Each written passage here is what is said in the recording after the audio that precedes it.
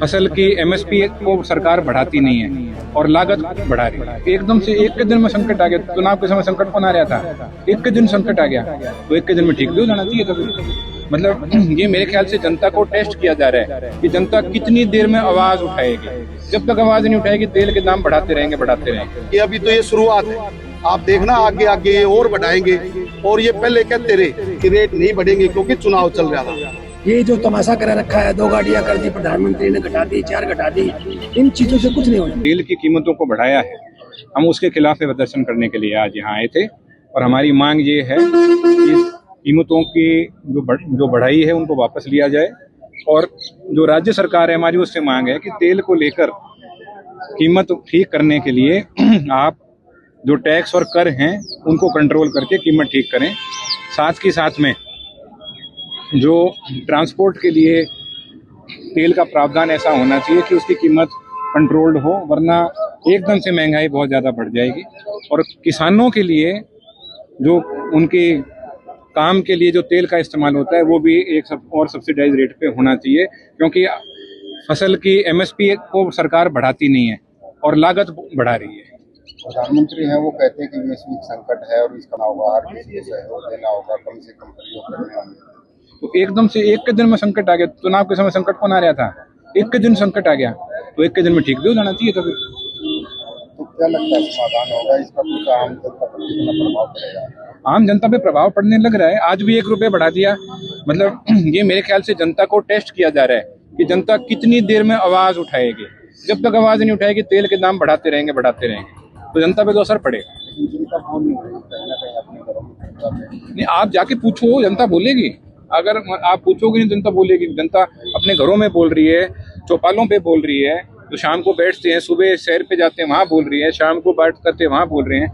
आप social media पे comment देखो, जनता तो बोल रही है। ये कहना गलत होगा कि जनता नहीं बोल रही, पर हम भी जनता की आवाज़ है, हम आवाज़ उठा रहे हैं। सबसे महत्वपूर्ण जो पेट्रोल और डीजल में जो वृद्धि हुई है उसको लेकर, और नीट परीक्षा जो बार बार रद्द हो रही है उसको लेकर, और जो हरियाणा के और जो मुद्दे हैं, सभी मुद्दों के लिए हमने आज डी साहब के माध्यम से गवर्नर साहब को ज्ञापन सौंपा है। पूरी जिला कांग्रेस कमेटी के सभी कार्यकर्ता और आमजन हमारे आज इस प्रदर्शन में शामिल हुए हैं। और हमने डी साहब के माध्यम से सरकार से अपील करी है कि बढ़े हुए दाम इनको आप तुरंत वापिस लो, नहीं तो कांग्रेस और भी बड़ा आंदोलन करेगी। क्या लगता है इस आंदोलन से? देखिए, हमारा काम है जनता की आवाज उठाना, और आप देखते हो चाहे कोई भी मुद्दा हो, हम अग्रणी पंक्ति में रह के जनता की आवाज उठाते हैं।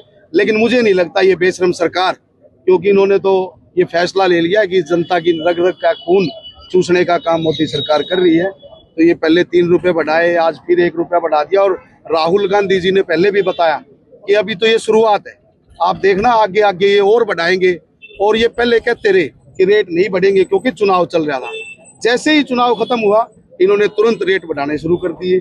आज आप महंगाई का हाल देखो, आज घर में खाद्य वस्तु जो है, जो आम गरीब आदमी यूज करता है, उसका क्या भाव है, तेल का क्या भाव है। जनता हाहाकार कर रही है। लेकिन आपके माध्यम से मैं कहना चाहता हूँ कि जनता सिर्फ घरों में रहे और वहीं बैठ के सरकार को दोषी करार दे, ये संभव नहीं है। ये लोकतंत्र की लड़ाई है, इसमें सड़कों पर उतरना पड़ेगा। और कांग्रेस पार्टी जो मुख्य विपक्षी दल है, राहुल गांधी के नेतृत्व में पूरे देश में जो बीजेपी से लड़ने का काम कर रहा है, वो सड़कों पे था, है और रहेगा।